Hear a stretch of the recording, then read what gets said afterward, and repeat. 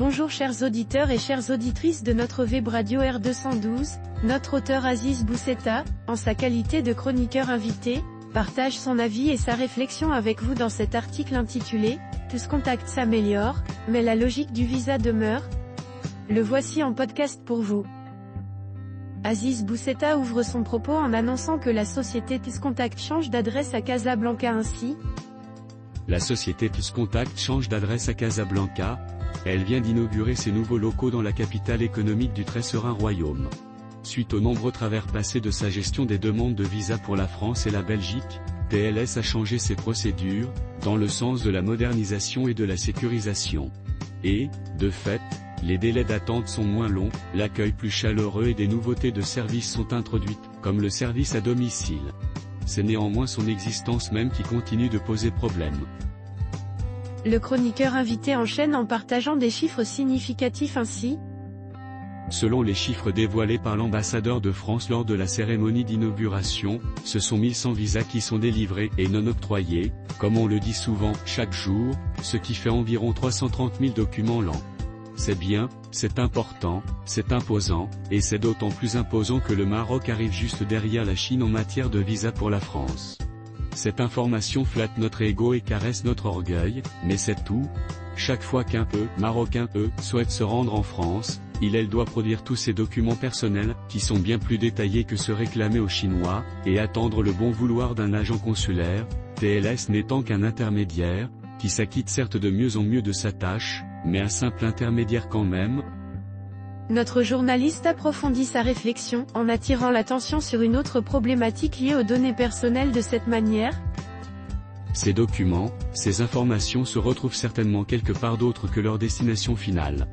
Voici 2 ans, la CNDP avait instruit un dossier sur des images de télésurveillance envoyées à 2 institutions gouvernementales à l'étranger, disait son communiqué de l'époque. L'affaire est toujours en cours et la commission ne manquera certainement pas d'en publier les conclusions. On peut s'interroger sur la raison d'envoyer des images de télésurveillance à des institutions étrangères qui vont de toutes les manières recevoir toutes les données sur le demandeur de visa. La réponse à l'interrogation est simple, dans les dossiers, il n'y a pas les images, les attitudes, les comportements, seulement les données, d'où l'enregistrement des images et leur envoi à ces institutions étrangères. Le chroniqueur invité poursuit son analyse en se posant une question des plus légitimes. Mais pourquoi redemander un visa à une personne qu'on s'est assuré de revenir au pays? Peut-être que ce sont précisément ce genre de profils qui intéressent les services étrangers concernés, ils se reconnaîtront. Toujours friands de ce type d'informations, bonnes donc à être actualisées.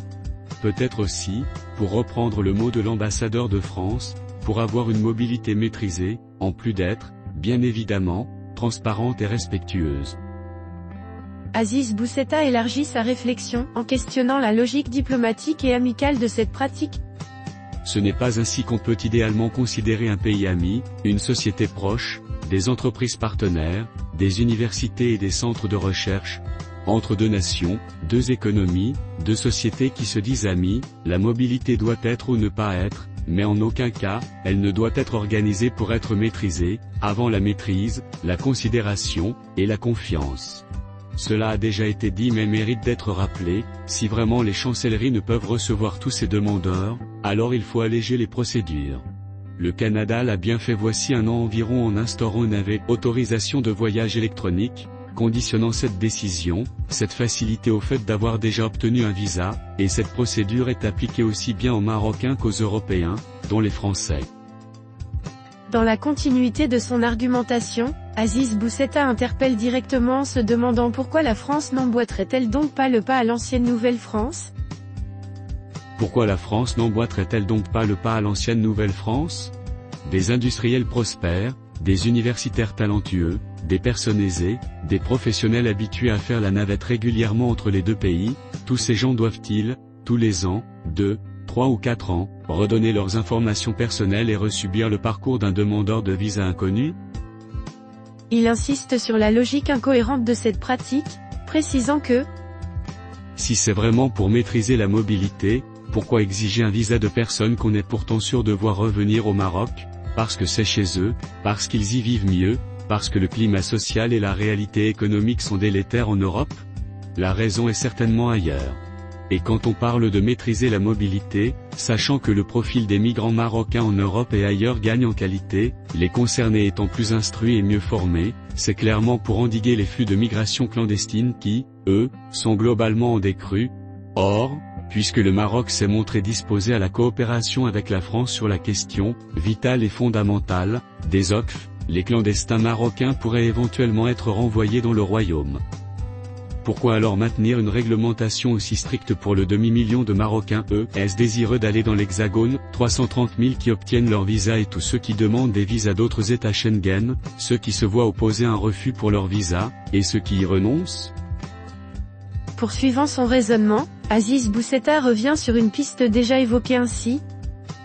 Par ailleurs, et comme aussi déjà dit, il appartient à notre gouvernement d'exiger plus de facilité des États européens ou d'appliquer une réciprocité, même à l'arrivée, dans les ports et les aéroports, de ressortissants européens.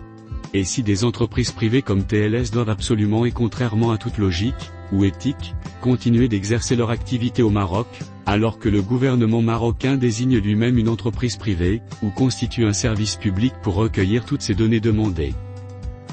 Enfin, Aziz Bousseta conclut son article en ces termes. Un État qui respecte ses citoyens doit légitimement refuser de les voir contraints par un autre État d'aller donner leurs informations les plus confidentielles à une entreprise privée. C'est aussi simple que cela. Et un État qui dit avoir du respect et de la considération pour un autre doit mieux considérer les citoyens de ce dernier et mieux respecter leur droit à la mobilité, sans qu'elle ne soit maîtrisée. On peut donc attendre une initiative dans ce sens de l'État marocain et une action dans cette logique de l'État français, et de Bruxelles. Chers auditeurs de la web radio R212, merci d'avoir été à l'écoute de ce podcast, et de partager avec nous ce moment d'échange et de découverte. Votre présence et votre fidélité sont notre plus belle récompense. On se dit à très bientôt, si vous le voulez bien. Avec toute notre gratitude, l'équipe de R212.